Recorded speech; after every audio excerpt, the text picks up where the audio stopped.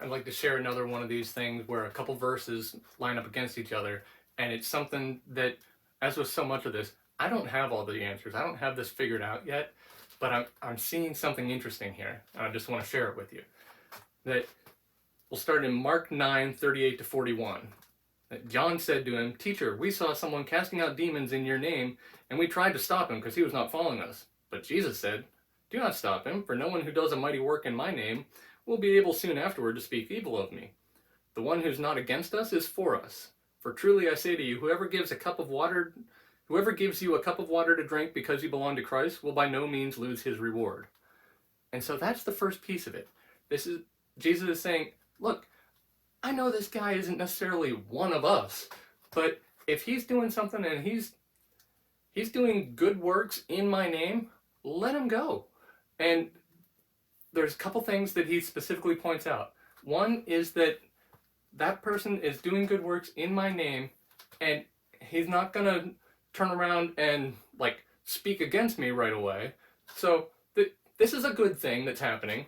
There's examples later on in the New Testament that Paul talks about people who were like all excited and kind of rubbing it in when he was in prison, that they were going around and preaching about Jesus because Paul couldn't do it anymore. Paul's locked up, and so now I get my chance to shine and I'm going to preach.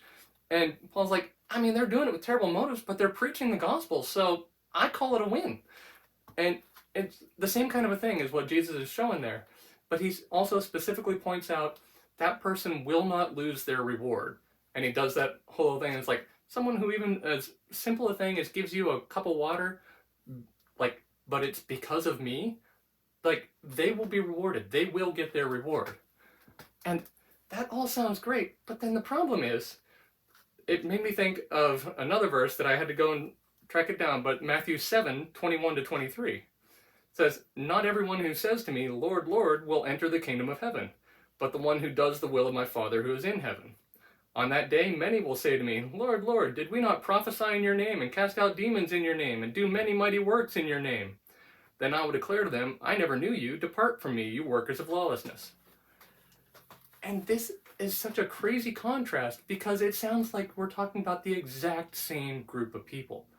Like, it's so, so exact that it's people who are doing works in his name, and even specifically said casting out demons in his name.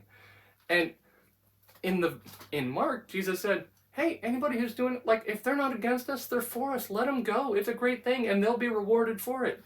But then when he was preaching in Matthew, he said, when it all comes down, like when we come down to Judgment Day and a person comes and says, but I did all this great stuff, and he's going to say, that doesn't count.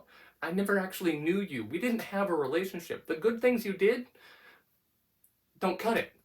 So, bye. And that feels like contradicting, but simply, like, Jesus cannot contradict himself, and so what does this mean? And I believe that there's elsewhere that he talks about the rewards, and it's some of when he says, like, don't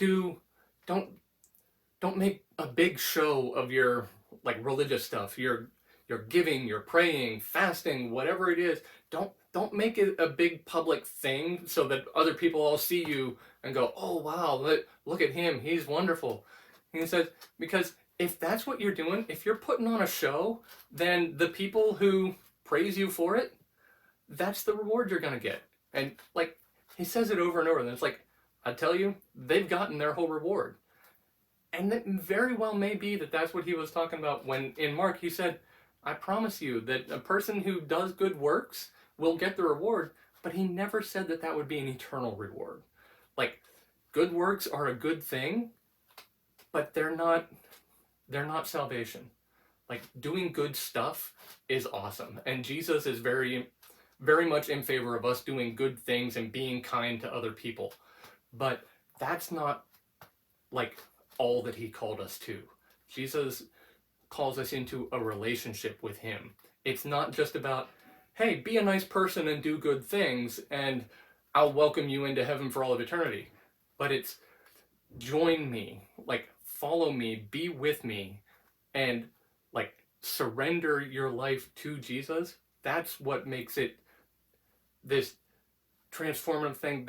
It's so much more than just being a good person. And like, what worries me is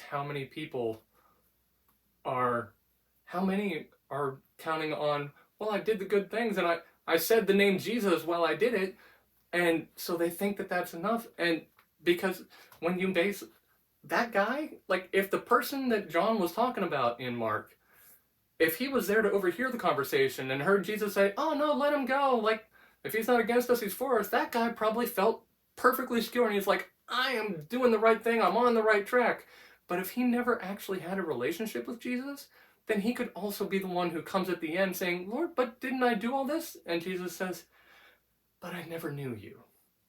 And so it's not about what you do, it's about a relationship with him and letting him shape you along the way. Like, that's the only, like, that's all that the good stuff is good for. We can do good things, and we should, 100%. But don't never think that that is going to be enough.